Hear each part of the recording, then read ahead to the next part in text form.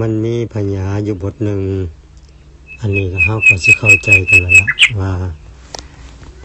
ไปบ่กลับรับบ่ตื่นฟื้นบ่มีหนีบ่พ้นอันนี้เขาเข้าใจกันแล้วว่าหมายถึงตายเนาะ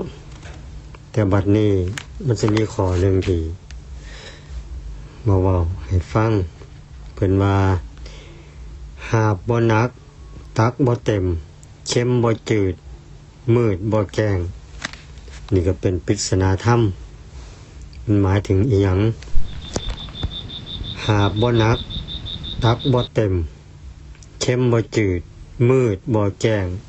นี่คือปริศนาธรรมที่เอามาเว้ามื้อนี้คำว่าหาบบ่หนักนั่นก็ได้แก่บุญกุศลนี่ล่ะหรือว่าวิชาความรู้ต่างๆอันนี้ได้มาเท่าใดก็บ่มีหนักนี่บุญกุศลวิชาความรู้ต่างๆตักตวงเข้าไปบ่มีคำว่าหนักตักบ่เต็มนี่ก็หมายความว่าโลภะโทสะโมหะนั่นแล้วความโลภความโกรธความหลงตักใส่ปานใดก็บ่เต็มอันนี้ก็ได้บ่มีเต็มมีอยู่ตลอด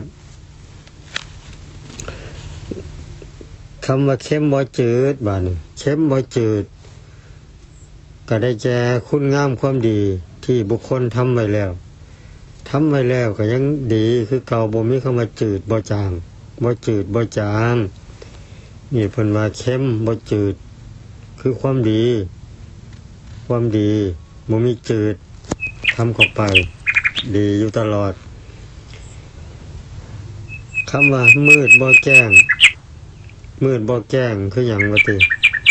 มืดบ่แจ้งก็อวิชชาโมหะนี่แล้วอวิชชาความหลงแหละความหลงอวิชชาความโมโหต่างๆนี่แหละมีแต่มืดกับมืดบ่มีคำว่าแจ้งเพราะว่ามันเป็นอวิชชานี่แหละพญาบทนี้หาบ่หนักตักบ่เต็มเค็มบ่จืดมืดบ่แจ้งอันนี้เป็นปริศนาธรรมพญาภาษิตโบราณคนอีสานเพิ่นบอกเพิ่นสอนกันมาเนาะให้เฮาได้คิดได้พิจารณาเอาละคลิปนี้ก็ขอจบเพียงเท่านี้พบกันใหม่ในคลิปต่อไปเด้อสวัสดีครับ